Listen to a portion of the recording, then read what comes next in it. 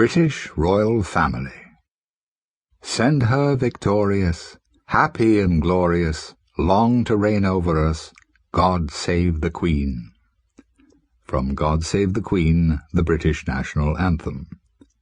Long to reign over us? Not a popular sentiment with followers of conspiracy theorist Lyndon LaRouche, who has the Queen of Great Britain fingered as a drugs runner and her husband Philip as the instigator of the Rwanda genocide, thanks to his private army, the World Wildlife Fund. I know you thought it was about saving pandas, and quite possibly the eliminator of Princess Diana. According to sometime Marxist and perennial U.S. presidential candidate LaRouche, the royal family heads a cabal of around 500, which operates through two agencies. One is a government department, the Overseas Development Office, and the other is a highly secret society called the Club of the Isles. Although the latter is not British only, having Dutch and Swiss aristocrats and magnates aboard, its aim is a one-world empire. A British global empire, that is. Since the royal family and their lickspittles are few in number, for them to rule the world in the feudal manner to which they wish to become reaccustomed, the globe's population has to be reduced by about 80%. Enter Prince Philip and the World Wildlife Fund. According to a 1994 report in LaRouche's Executive Intelligence Review, the 1994 Rwanda genocide is but the latest instance of the WWF in action. How did it work?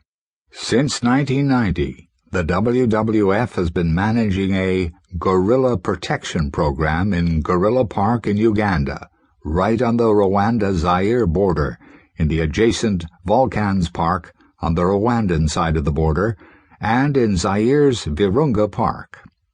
Along with the Akagira Park in Rwanda, along the Kenya and Uganda border, all these parks served as training bases, staging areas, and arms depots for the invading rebels, who were in reality all soldiers and officers of the Ugandan army of British puppet Yoweri Museveni. Museveni is run by Britain's Overseas Development Minister, Lady Linda Chalker. So, the entire Rwandan genocide had nothing to do with tribal or civil warfare. It was a British-orchestrated assassination and invasion program.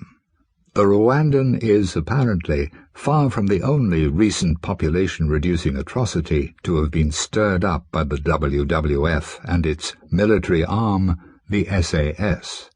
There are also the disasters in the Sudan, Kenya, Afghanistan, Sri Lanka, and South Africa. In fact, through its Afghanisi terrorist puppets, also known as Islamic extremists, the SAS is wreaking havoc just about everywhere on Earth. Comprising nearly 5,000 soldiers, the 3 SAS regiments are directly beholden to the sovereign, thus completely outside the control of the British government.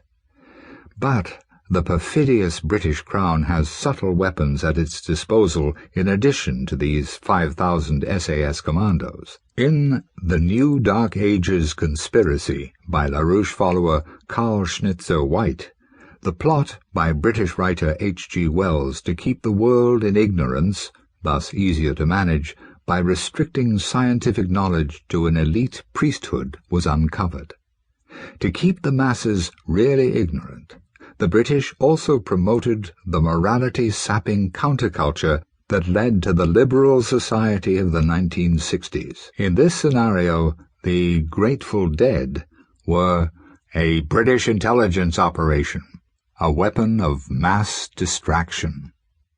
Meanwhile, the British domination of the narcotics trade since the Opium Wars has allowed the British to gather super profits from money laundering in offshore banking colonies and stupefy the poor masses even more by chemically addling their brains. Of course, LaRouche once said of the Queen in an interview, "She's pushing drugs. She is the head of a gang pushing drugs."